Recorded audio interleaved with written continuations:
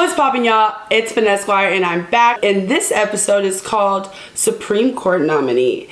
And this episode is inspired by the fact that Justice Breyer recently announced that he's going to retire from the Supreme Court.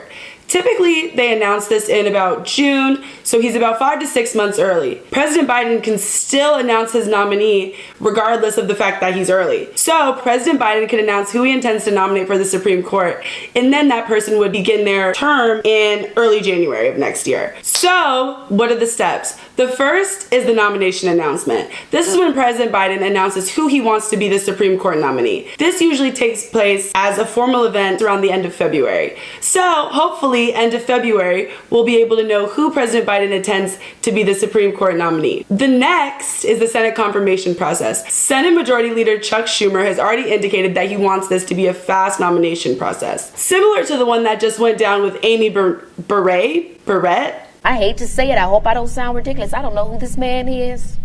I mean, he could be walking down the street. I wouldn't know a thing. Sorry to this man. I literally don't know her name because I can't. That entire election made me upset. But you guys might remember it because she's the justice that replaced Ruth Bader Ginsburg after Ruth's passing. However, let me break this down about why that was so important. This was important because Justice Ruth Bader Ginsburg was a Democratic justice. However, she was replaced with a Republican justice. This tipped the balance in the Supreme Court in favor of Republicans 6-3. And as you know, Supreme Court justices have lifetime appointments. So they're making the laws of the land.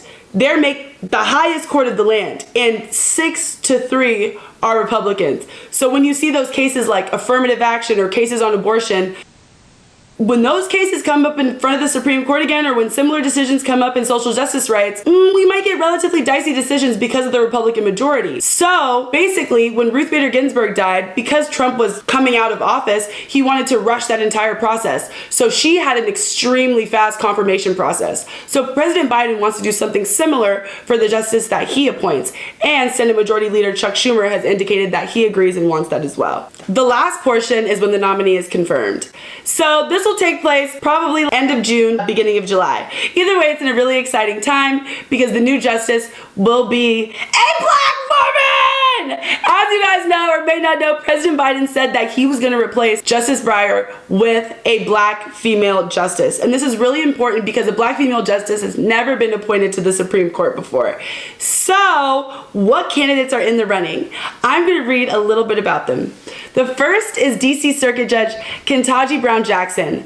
Biden has already elevated this judge once by appointing her last year to the U.S. Court of Appeals for the District of Columbia.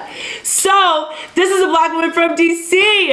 And this is really exciting because D.C. is known as Chocolate City. So, D.C. is a hub for black people and black women. And so, someone coming out of this area and this court can be extremely great for the United States. The second is California Supreme Court Justice Leondra Kruger. Kruger is only 45 years old, and she was the youngest person to be appointed to the California Supreme Court when then Governor Jerry Brown nominated her in 2014. You know who I'm rooting for as a California girl. This is a really, really exciting time, and she's only 45, which means that theoretically she'd be able to be on the bench for a very, very, very long time. The third is South Carolina U.S. District Court Judge J. Michelle Childs. Biden nominated Childs to the U.S. Court of Appeals for the District of Columbia Circuit, and the nomination remains pending. This is really, really exciting because this is a black woman from a southern state, and the South still just scares me a little bit. I don't know. I don't even really know what type of cases she probably sees a lot of stuff. I can't even imagine. But either way, these are 3 extremely accomplished judges and 3 judges that completely deserve to be on the bench. It's extremely exciting to hear that these are the top 3 nominees so far. Things might change, but these are the 3 nominees that he's considering. I'm so excited. It sounds like America is on the path to justice because, as you know, Supreme Court nominees and Supreme Court justices are supposed to believe in equal justice and equal rights for all.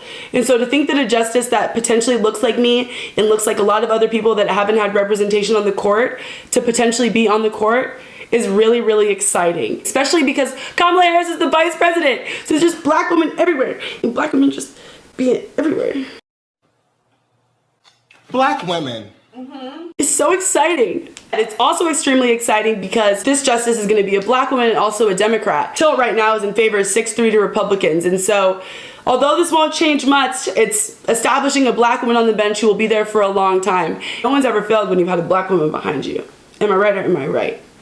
Thank you so much for tuning into this. Make sure you stay tuned. A lot of this stuff will be going on in the next coming months. Thank you for watching, and never forget about the art of finesse.